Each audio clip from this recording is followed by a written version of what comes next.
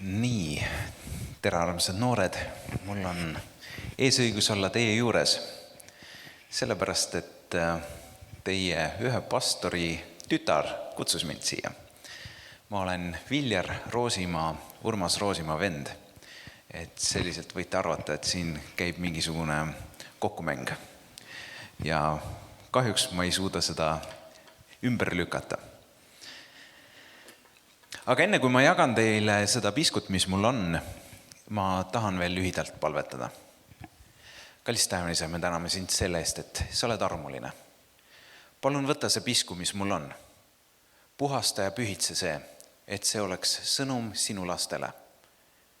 Ja ka kui minu ekslikkuse tõttu peaks midagi valesti minema, palun anna armu ja peida vale ära, et jääks alles ainult sinu tõde. Jeesuse Kristus nimel. Aamen. Ütleks nii, et see Lauri tunnistus oli väga hea ja mul ei oleks mõtet siin rohkem olla, sest ta ütles väga mitmed olulised punktid juba ära, mida ma plaanisin ka ütelda. Aga nagu ikka kokkumäng on, siis ma pean midagi teiega jagama. Ma hea meelega loeksin teile ette Matteuse evangeeliumist 28. peatükist 18 salm alates.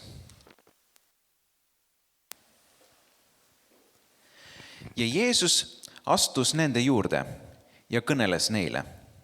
Minule on antud kõik meelevald taevas ja maa peal. Minge siis, tehke jüngriteks kõik rahvad, ristides neid Isa ja Poja ja Püha Vaimu nimesse ja õpetades neid pidama kõike, mida ma olen teil käskinud. Ja vaata, mina olen iga päev teie juures ajastu lõpuni. See on Jeesuse korraldus tema järgijatele. Tänane teema on seotud ka sellise sarnane alfakursusele, kus tõenäoliselt olete süstemaatiliselt õppinud mitmeid asju tundma piiblist ja ka kristlusest. Küsimus, kuidas edasi elada. Kui nüüd on esmased teadmised teil olemas, siis mida edasi teha? Üks ülesanne on teha Jeesuse tahtmist. Selleks, et olla missionär, peab õppima veel. See tähendab, et teie teekond on alguses. See on nii hea kui ka võib-olla natukene kurb. Et ma juba lootsin, et ma tean juba midagi. Ütleme nii, et me õpime päevani, kuni Jeesus meile järgi tuleb. Isegi kõige staažikam kristlane, tema õpib veel. Ta õpib veel sõnakuulelikkust, ta õpib veel Jumalat usaldama, ta õpib veel Jeesust tundma. See on hästi oluline, et me ei lõpetaks õppimist. Sest üks hea filosoof ütles, ma olen ta nime ära unustanud, on see, et päeval, mil ma lõpetan õppimise, ma suren. See on ka kristlase elus. Kui sa oled ühe korra juba piibli läbi lugenud, siis ma julgustan, loe veel ühe korra. Ja kui sa oled siis ka läbi lugenud, loe veel ühe korra. Ja kui sa oled siis ka läbi lugenud, loe veel ühe korra. Nii kaua, kuni sa oled ühe korra läbi lugenud, loe veel ühe korra. See on väga oluline, et me õpiksime Jeesust tundma. Mõnikord tundub, et meie sees on konflikt.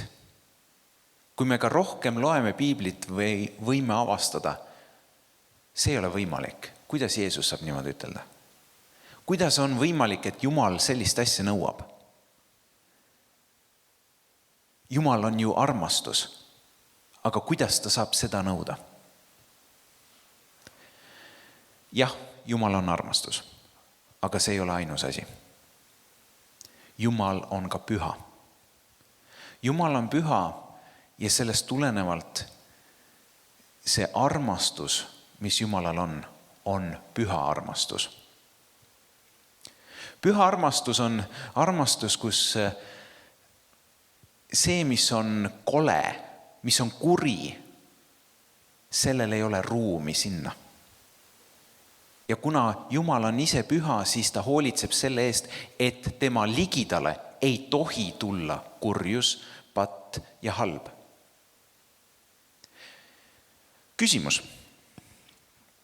Kas te olete täiuslikud? Väga hea, see on hea vastus. Teine küsimus. Kas te olete kristlased?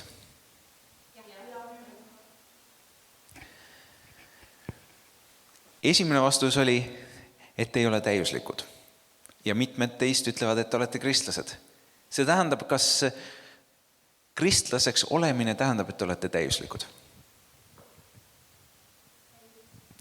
Täpselt nii. Kristlane siin maa peal ei ole täiuslik. Selle tõttu ka kristlasena meil on vaja saada aina puhtamaks ja pühamaks. Sest Jeesus on laitmatu. Jeesus on täiesti laitmatu. Tema on perfektselt ilma süüta. Temas ei ole kurjust, temas ei ole midagi halba, temas ei ole kadedust, temas ei ole mitte midagi negatiivset. Ta kandis meie patud, meie puudulikkuse, meie eksimused ristil. Kas keegi oskab öelda, miks ta seda tegi?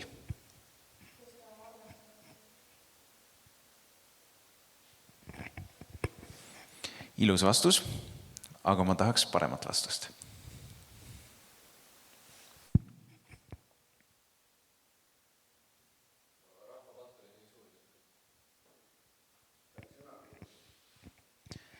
Ilusad vastused, aga oleks vaja veel täiustada.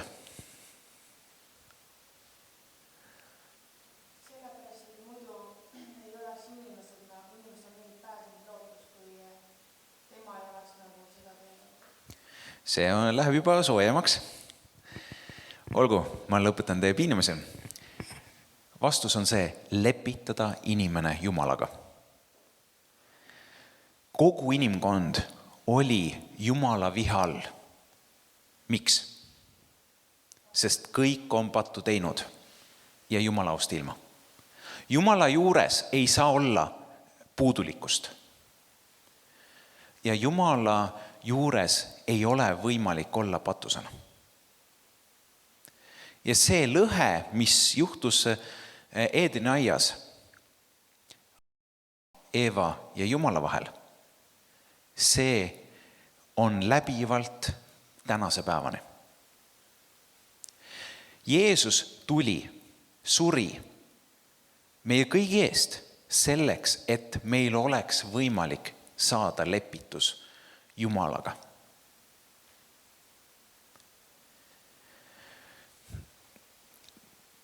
Ma sõitsin oma märkmetest nii vasakule, sest tundub, et on mõni asi vaja selgitada. Jeesus tuli ja suri selleks, et lepitada. Küsimus, kas Jumal armastab kõiki?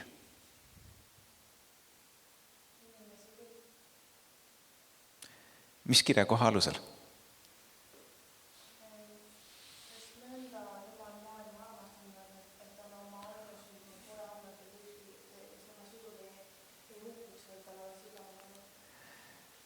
Nii, ilus kirjakoht. Ja mida sa sealt ütlesid? Keda Jumal on armastanud? Maailma. Kas ta armastab täna ka veel? Aga miks seal on kasutatud täisminevikku?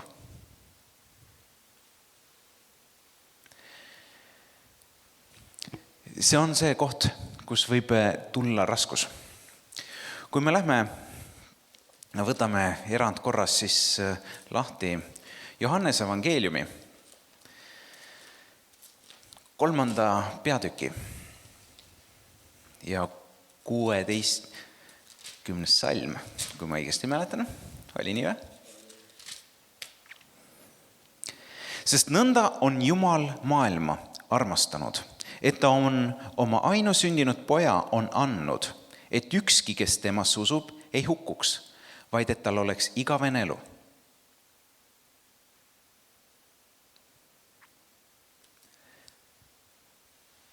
Ühe korra on Jeesus surnud. See on sama ajavorm.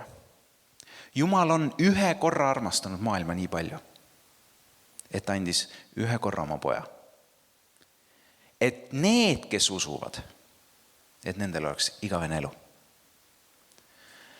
Kogu maailm oli Jumala viha all. Rooma kirjas apostel Paulus ütleb, Jaakobit ma armastasin, Eesavit vihkasin. Jumal vihkab pattu ja patt, mis on lahendamata, on lõhe inimese ja Jumala vahel. Jah, Jumal pakub armu kõigile. Aga kui inimene armu vastu ei võta, siis ta ei saa ka armu. Siis ta ei saa oma tüli Jumalaga ka lõpetatud. Sest kuidas saab, kui Jumal armastaks kõiki inimesi maa peal? Kuidas ta saaks siis nad kõik põrgusse saata? See on kuidagi nagu... See tähendab, et Jumalast on keegi võimsam. Küsimus teile, kas on Jumalast kedagi võimsamat? See tähendab, Jumal võiks siis, kui ta armastaks kõiki, kõik vaba tee. Ta võikski, aga ta ei teinud seda. See tähendab, et õiglus on kõrgem kui Jumal. See ei ole. Õigluse defineerib Jumal. See tähendab, kõik lähtub Jumalast. Ka see, et kuidas Jumal mõistab õiglust, seda defineerib Jumal, mitte meie. Jah, ta on õiglane. Aga see, et ta on õiglane, ei dikteeri ette, kuidas ta peab käituma, vaid tema on kehtestanud selle, kuidas õiglus kehtib. Mis on õiglane? Seda ütleb tema. Kuna jah, ta on kehtestanud reegli, et tema juures ei saa olla midagi ebapühat. Tema juures ei saa viibida mitte midagi, mis on patune. Siis see on õiglane. Aga see on sellepärast, et Jumal on kehtestanud selle reegli. Ja teine on see, et kogu inimkond oli Jumala viha all. Apostel Paulus räägib ka, et teie suhtes oli arm juba siis, kui te olite Jumala viha vaenlased. Aga nüüd, kui te olete saanud Kristuses tema omaks, kui palju rohkem on arm teie sees elav. Patt põhjustab viha. Patt on eksimine Jumala tahte vastu. Siin on nüüd 2 tasandit, kuidas me saame seda kirjeldada. Need, kes ei ole kristlased, nende see kannatust põhjustav patt on see, et nad ei ole uskunud Jeesust. Sellest piisab, et nad on mõistetud Jumala viha alla. Nüüd kristlased, kes on vastu võtnud Jeesuse, kui me võtaksime lahti Johannese esimese kirja, esimese peatüki 9. salmi ja selle ümber olevad elemendid. Üks hetk.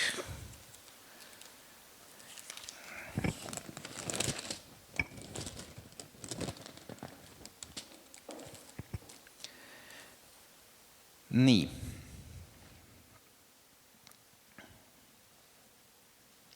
Kaheksas salm loen. Kui me ütleme, meil ei ole pattu, siis me petame isendid ja tõde ei ole meis. See kiri on kristlastele kirjutatud. See tähendab, et ka kristlased eksivad. Kristlaste eksimine on see, et kui ma teen seda, mis Jumal ei soovi. Võtame väga lihtsad asjad, mis tänases ühiskonnas võib ajada nii mõnelgi harja punaseks. Abielueelne seksuaalvahekord. Väga selgelt. Vanemate mitteaustamine. Vargused. Valetamised. See kõik on see, mis on Jumalale vastuvõtmatu. See on patt. Ja loomulikult on ka selliseid pisemaid asju. Aga hetkel selleks, et me teaksime, millest me räägime, ma tõin need üksikud esile. Kui me neid teeme, siis on meil probleem Jumalaga. Sel ajal, kui me oleme kristlased. Mitte kristlastele meil ei ole mõtet minna 10 käsuga vastu pead lööma, et kuule, sa oled patune. Sellepärast, et nendel puudub suhe Jumalaga. Nendel puudub õiguslik suhe Jumalaga. Nemad on süüdi mõistetud sellepärast, et nad ei ole uskunud Jeesust. Nende üle on kohus mõistetud sellepärast, et nad ei ole vastu võtnud Jeesust. Aga nüüd, kui me oleme vastu võtnud Jeesuse, kehtivad meile Jeesuse tahe. Lauri rääkis väga hästi seda, et me kuuletuksime. Isegi kui meile ei meeldi see, on parem kuuletuda Jumala tahtele. Sest see on hea. Sellega me säilitame hea suhte Jumalaga. Ikka juhtub seda, et midagi läheb aia taha. See on ka see, miks Johannese esimeses kirjas, esimeses peatükis on selgelt öeldud, kui me ütleme, meil ei ole pattu, siis me petame isendid. Probleem on selles, et me elame puuduliku ihu sees. Apostel Paulus ütleb, et see hea, mida ma tahan, seda ma ei suuda teha. See on häda, millega me kakleme siin maa peal päevani, kuni me kohtume Jeesusega. See on paratamatu. See tähendab, et iga teatud aja tagant me vajame suhtekorrastust Jumalaga. Meil on vaja jälle ja jälle suhe Jumalaga korda teha. Te olete olnud värskelt sellised noored, teil on olnud vanemad, kes on teid õpetanud, kasvatanud. Kas teil on olnud nädal, kus vanemad pole teid kordagi noominud või teie käitumist korrigeerinud? Kas on sellist aega olnud teil? Aga võtame siis 1 kuu jooksul. Terve kuu jooksul pole vanemad teie käitumist korrigeerinud.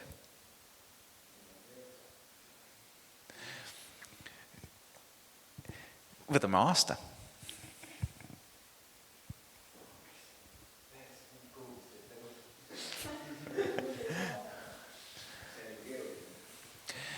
Täpselt, et mida vanemaks me lähme, seda vähem tegelikult meie vanemad sekkuvad, sellepärast, et me oleme täiskasvanumad. Mida nooremad, seda aktiivsemalt nad sekkuvad. Lihtsalt, mida vanemaks me saame, seda vähem nad ütlevad seda, mis meil on viga.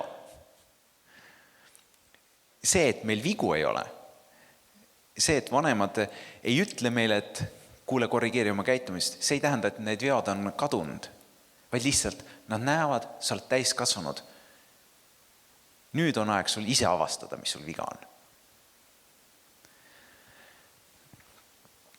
Aga sarnaselt võib jääda mulje ka koos Jumalaga, et õnneks püha vaimu läbi Jumal näitab meile meie eksimist. Ta tuletab meile. Siin sa lasid küll võssa.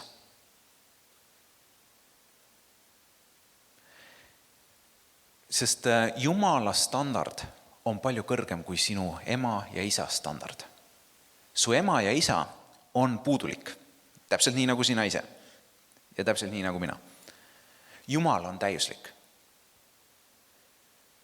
Ja seetõttu ikka ja jälle juhtub see, et me eksime Jumala vastu.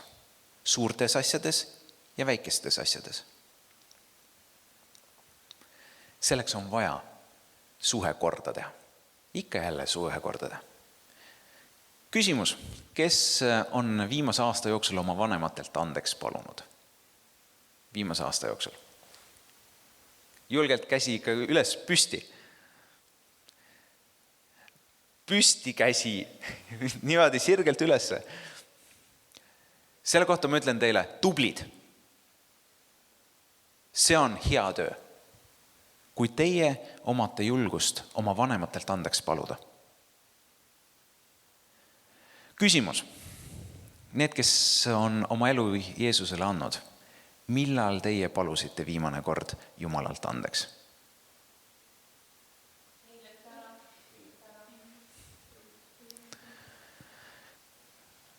Nii, üksikud julged tunnistavad ülesse.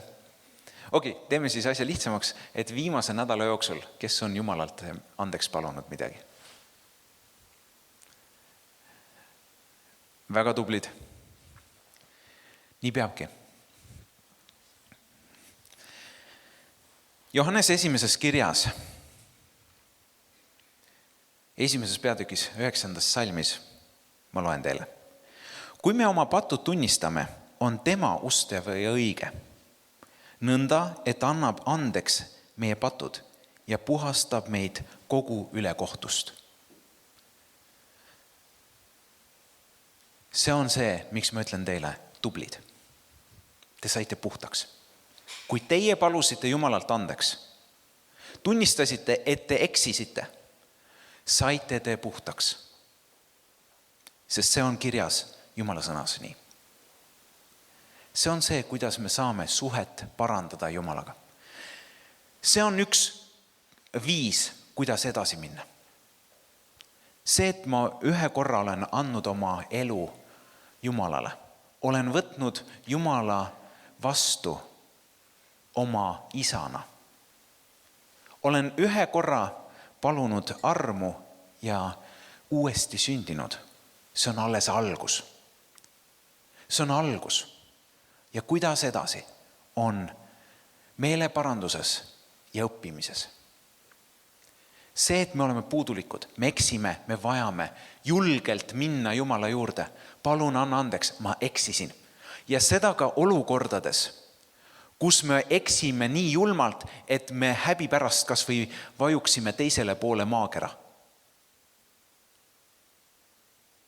Pole olemas nii suurt pattu, et see ei ole kaetav andestusega.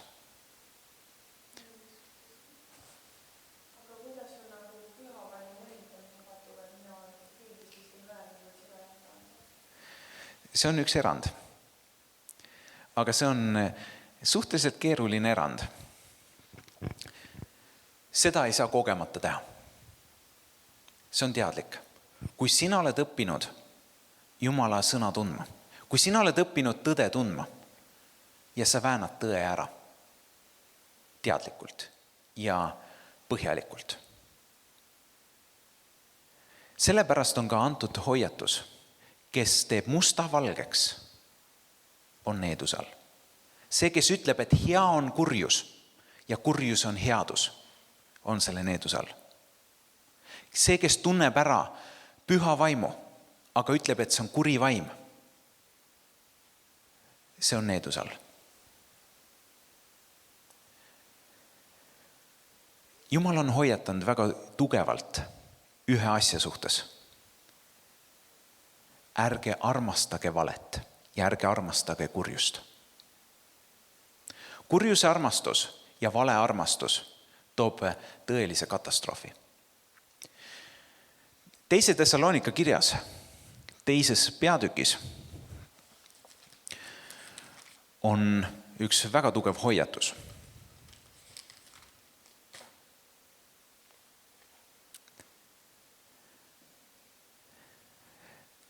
Seaduse vastase tulemisega sünnib saatana mõjul igasuguseid vägevate tegude ja tunnustähtedega ja valeimedega ja igasuguse ülekohtu pettusega neile, kes hukkuvad, sellepärast, et nad ei võtnud vastu tõe armastust, et nad oleksid pääsenud.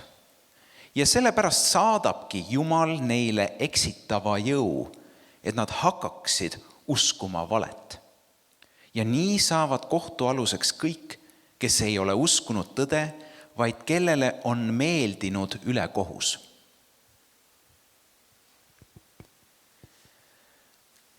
See on see, mis on ohtlik pinnas. See on see, mis läheb väga lähedale püha vaimu solvamise juurde. See on see koht, kus peab olema ettevaatlik. Et sa ei armastaks ülekohust, et sa ei armastaks valet, vaid et sa armastaksid tõde. Kui isegi tõde ei meeldi, ja vahest on see, et tõde on nii valus kuulata, et tahaks pea liiva alla panna. Parem pista oma pea liiva alla, aga vähemalt ära tõesta seda ümber. On tõesti olemas olukordi, kus inimene ei suuda tõde kuulata. Ta tahab eitada seda täielikult, sest lihtsalt see on nii valus tõde. Parem pista pea liiva alla, aga vähemalt ära ka Jumalale vastu vaidlema.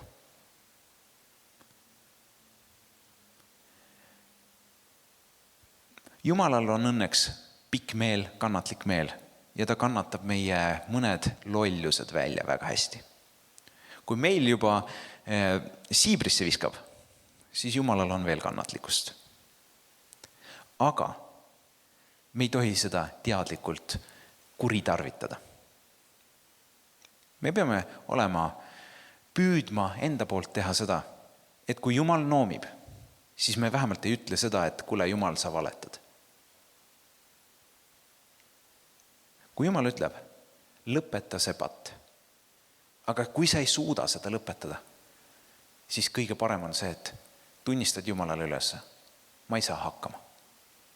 Ole muga armuline ja ole minuga kannatlik. Mitte see, et ütelda, see ei ole patt. See on ju täitsa normaalne, kõik teevad nii. Jah, võib-olla kõik teevadki seda. Aga kui Jumal ütleb, see on patt, siis ära nimeta seda ümber, vaid tunnista, Jumal, ma ei suuda sellega tegelda ise. Ole mulle armuline. Sest Jumal on õnneks armuline ja ta aitab meil kasvada aja jooksul. Ta ei nõua meilt täna, et sa oleksid sama tugev kristlane kui see kristlane, kes on olnud juba 60 aastat kristlane. Täpselt nii, nagu sinu ema ja isa ei oodanud, kui sa olid 3-aastane, et sa käitud nii hästi, kui sa täna käitud. Ta ei oodanud, kui sa olid 3-aastane, et sa kannad puid sisse, viid prügiõue välja ja selliseid ülesandeid. Täpselt see sama on ka Jumala poolt. Jumala juures kasvad aeglaselt. Ja igale vanusele on kohased ülesanded.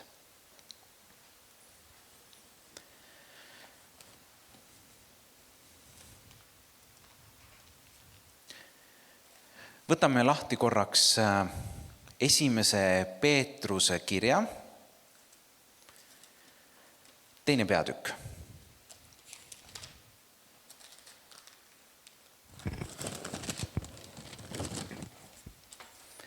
ja 2. salmist alates. Nagu äsja sündinud lapsed, igatsege vaimulikku selget piima, et te selle varal kasvaksite pääste poole. Kui te olete tunda saanud, et issand on helde, tulles tema elava kivi juurde, kes küll inimeste poolt on tunnistatud kõlbmatuks, ent Jumala silmis on valitud ja hinnaline. Laske ka endid ehtida elavate kividena, vaimulikuks kojaks. Saage pühaks preesterkonnaks, kes toob vaimulikke ohvreid, mis on Jumalale meelepärased Jeesuse Kristuse kaudu. Teile siis, kes te usute, on see au.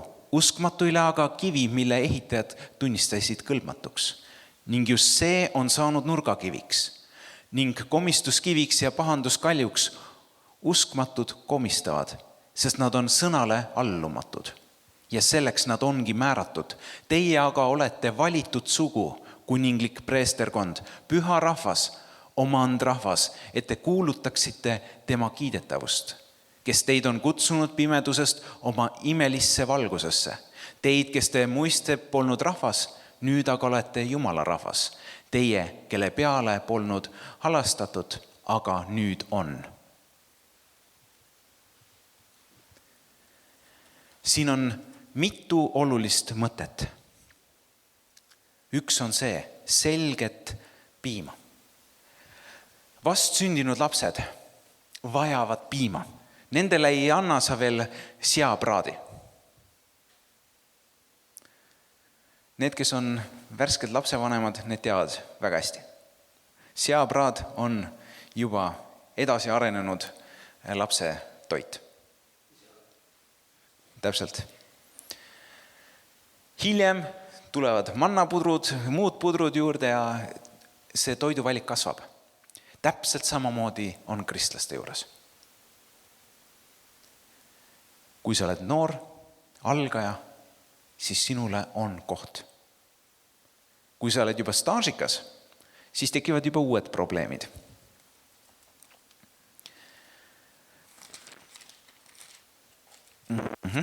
Kus ta siin on? 1. Korintuse kiri, 3. peatükk.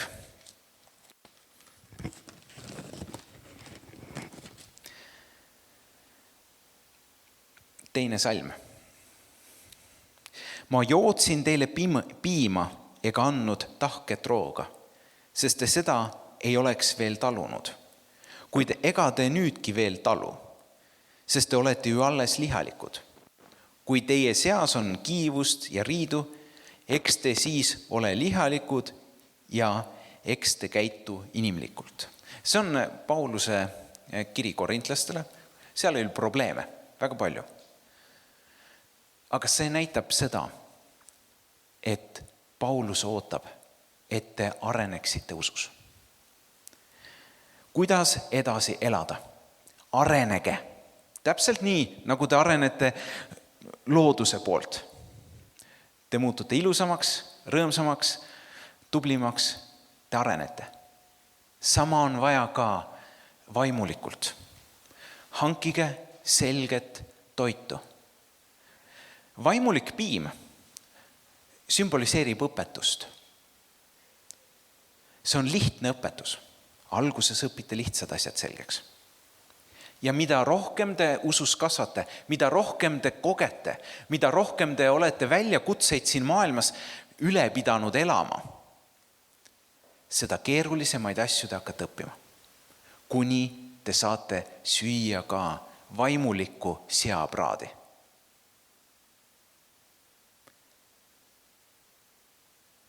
Sööge seda, mida te suudate seedida. Aga püüdke kasvada selle poole, et te saaksite tahket toitu tarbida. See tähendab keerulisemaid asju. Mida rohkem te õpite, seda rohkem te suudate rakendada seda usku oma igapäevases elus. Seda rohkem te suudate teenida kaasa Jumala kuningriigis. Sest teie ümber on palju inimesi. Teie sõbrad, kes veel ei tunne Jeesust, nad vajavad sõnumit Jeesusest. Selleks, et nendele kuulutada, peate te ise ka kogema midagi koos Jumalaga. Selleks, et te saaksite õpetada. Kui te suudate usaldada Jumalat rasketes olukordades, kui te suudate olla ausad koos Jumalaga, kui te suudate paluda andeks Jumalalt, siis teie elus on asjad, mis paistavad välja ka nendele, kes ei tunne Jeesust. Sellepärast on vaja kasvada. Teie olete Jumala hinnalised lapsed, kes on välja ostetud patu needuse alt kõige kallima Jeesuse Kristuse verega. Ärge laske sellel raisku minna. Aitäh!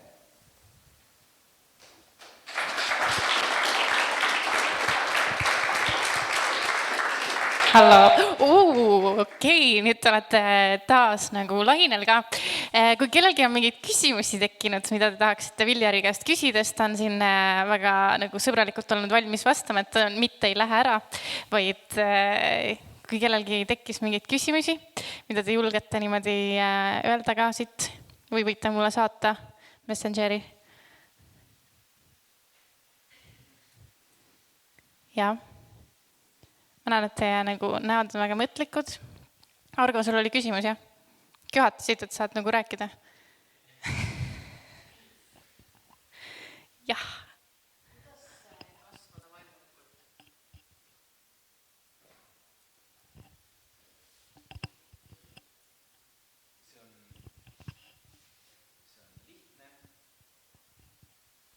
See on ka keeruline üheaegselt. Lihtne on selles, et me saame anda 2 väga lihtsat asja. Osaduses ja sõnas.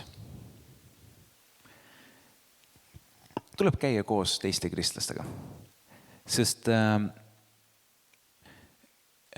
see on koht, kus te hõõrute teineteist.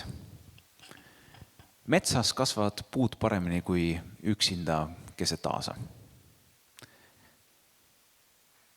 Teine on see, Jumala sõnas. Seda tuleb ka lugeda, seda tähendab piiblit lugeda. Hea on õppida usaldusväärsetelt õpetajatelt, kes saavad teile õpetada, selgitada piiblit ja selliselt areneda. Ja loomulikult 3. element on pühitsus, millest ma täna rääkisin ka natuke, on palve, oma eksimuste tunnistamine ja oma mõtete uuendamine Jumala tahte kohaselt. Et see on ka, need on need sellised lihtsalt öeldes 3 elementi. Osadus, Jumala sõna ja siis reaalne pühitsus. Kas kellelgi on veel küsimusi? Võin mikritele lähemale ka tuua. No kes mind teavad, siis teavad, et mul on alati palju küsimusi. Eriti hästi teavad seda meie meeskonna inimesed, kes saavad osaks sellest küsimuste kuulmisest igal nädalal. Aga mul on see küsimus, et aga kuidas sa tead üldse, mis Jumala tahe on sinu jaoks? Vaat see on natukene keerulisem asi.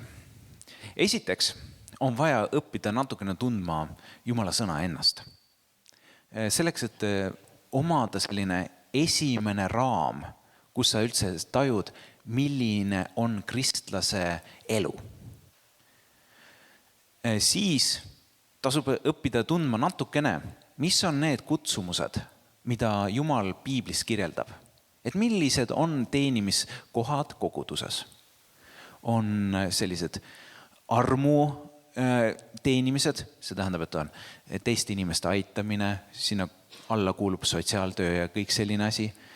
Siis on olemas ka ilusad kaasateenimised koguduse keskel, aidata näiteks süüa valmistada ja kõik sellised head asjad.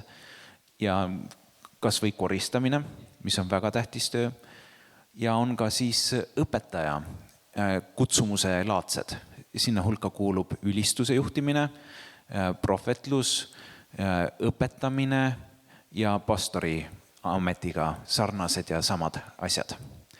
Et nendele erinevatele asjadel on ka kehtestatud nõuded. Osasid asju saab juba teha siis, kui sa oled värske kristlane. Näiteks armu teenimine ehk sotsiaaltöö ja sellised valdkonnad on ligipääsetavad juba väga noorele kristlasele. Aga kui me lähme õpetuse poole, siis seda keerulisemaks ja suuremaks see vastutus läheb. Näiteks on üks hoiatus. Ärge püüdke saada õpetajateks. See on piiblis kohe selgelt. Aga miks? Me ootame sinu vastuseid. Ma tahan teie aga käest. miks? Miks on see hoiatus? Sellepärast, et siis on suur vastutus ka Jumala ees. Et need sõnadest, mida kõige nagu öelda. Nii, see on hea, aga äkki keegi tahab veel täiendada? See on ka üks nüanss, aga veel oleks vaja täiendada, miks on just hoiatus?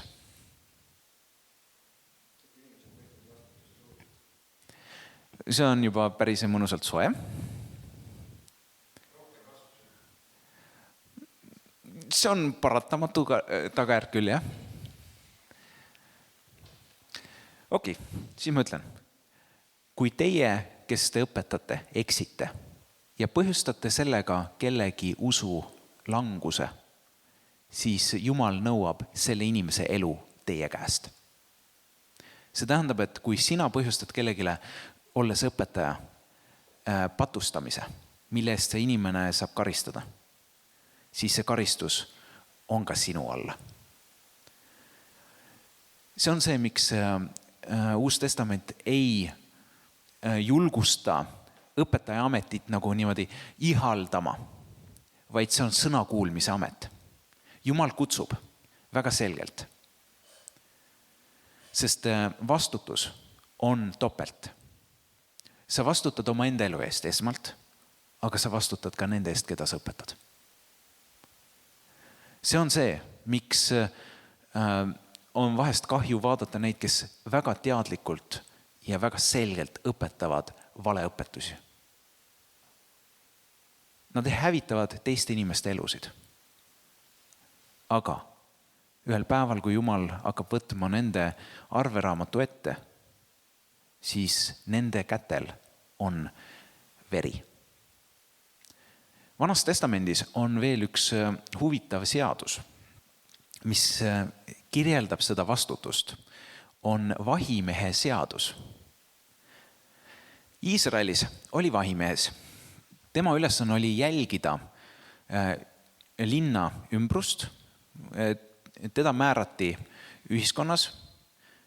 Ta ise ei saanud soovida, et ma tahan nüüd olla vahimees, vaid seal ühiskonnas oli kord, kuidas määrati.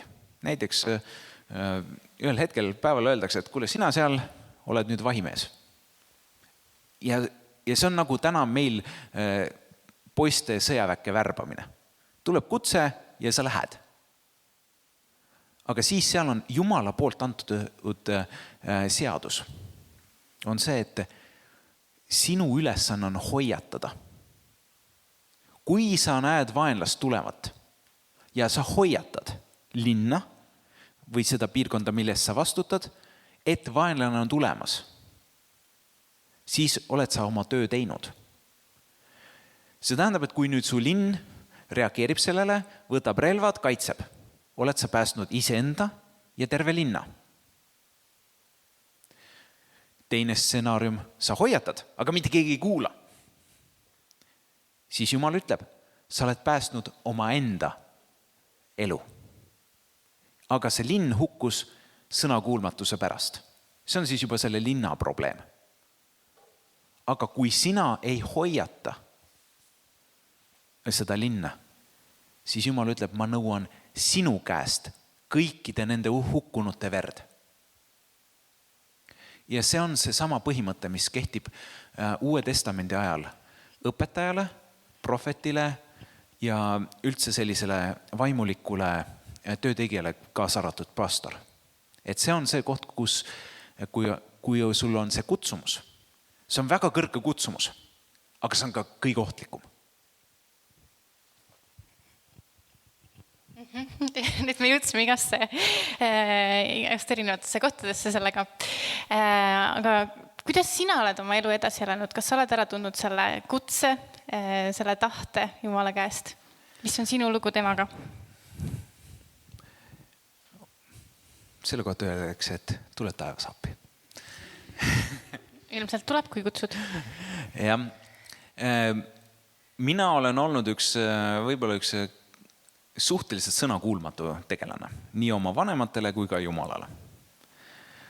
Ja paljudes asjades, mida ma olen pidanud tegema, mul vahest on tunne, et mind on sõrad ees veetud sinna, sest ma olen vastu hakanud. Jumal on minuga rääkinud läbi situatsioonide, otsekõne ja ka läbi teiste inimeste. Siin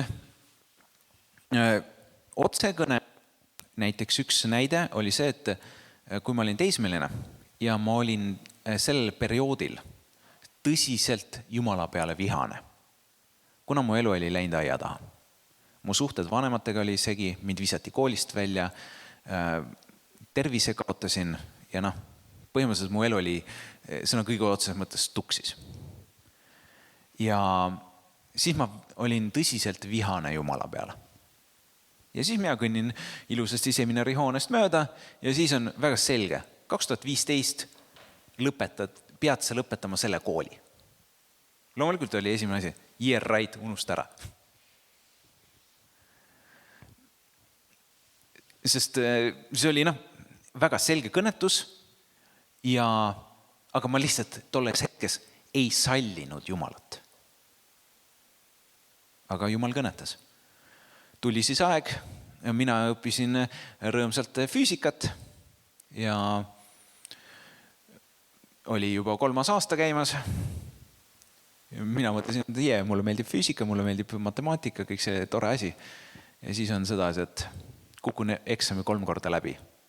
See tähendas tolle reeglite järgi eksmatt, koolist välja lendamine, ülikoolist. Põhjus oli selles, et ma pidin olema seminaris juba.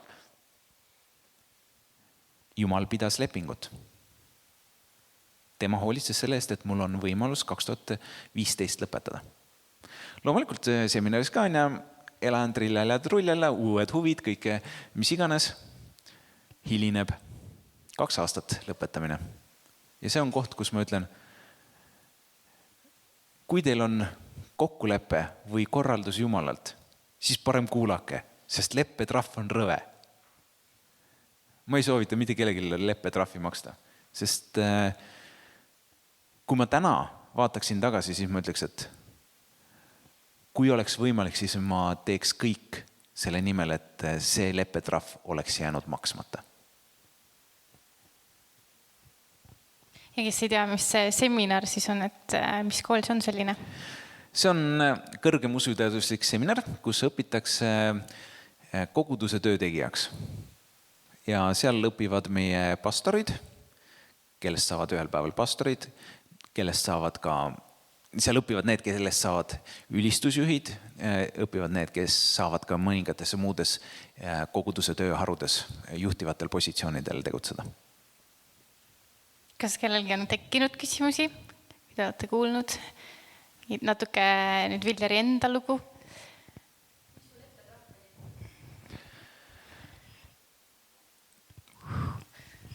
Majanduslik häving, üks asjadest, mis on mu südamele kallid olnud, nendest ilma jäämine. Ja loomulikult korralik noomitus. Ehk ei soovita väga tõesti, jah? Ja ma arvan, et see, mida Lauri ka oma tunnistuses esile tõi, et usaldadagi Jumalat ja astudagi siis selle järgi, mida tema on öelnud, siis me jõuame nii-öelda õigel ajal õigesse kohta tema tahte järgi. Aga kui ei ole rohkem küsimusi praegu Viljarile, siis ma arvan, et ta nagu täitsa kohe ära ei lähe. No vot, väga hea. Mis on olnud sinu jaoks nagu olles kristlane kõige raskem? Sõna kuulmine. Et põhiline takistus pühitsuselus on see, et me elame puudulikus ihus. Ja sellel puudulikul ihul on oma tungid, omad tahtmised, mille tagajärjel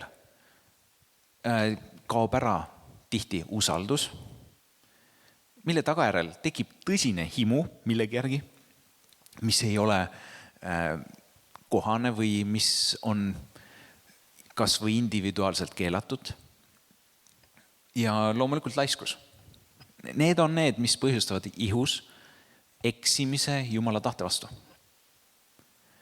Ja seetõttu sõna kuulmine on, mille järgi tegelikult Jumal hindab ka kõige rohkem. Tulemus ei ole alati nii oluline Jumala kuningriigis kui sõna kuulmine. Jumal jagab igale ühele ülesandeid vastavalt teie võimekusele ja ka kutsumusele. Ainus, mida Jumal ootab, on sõna kuulmist. Sest kuna Jumal on see, kes juhib üle kõige, tema teab sind perfektselt. Ta teab sind paremini, kui sa ise ennast tead. Ja kui tema on valinud, et sa teeksid midagi, siis tema teab, et sa oled selleks võimeline.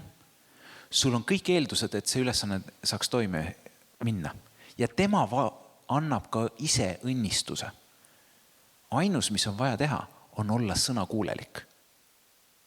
Kui Jumal ütles, tee seda, siis see tulemuse eest vastutab Jumal. Sina vastutad sõnakuulmise eest. Kui sa oled sõnakuulelik ja sa näed, et mitte midagi ei juhtunud ja tunned, et asi läks aia taha. Tegelikult ei läinud aia taha, sest Jumal teab, mis juhtus. Sina ei tea. Et see on see, mis on kõige raskem ja samas ka kõige olulisem. Olla sõnakuulelik.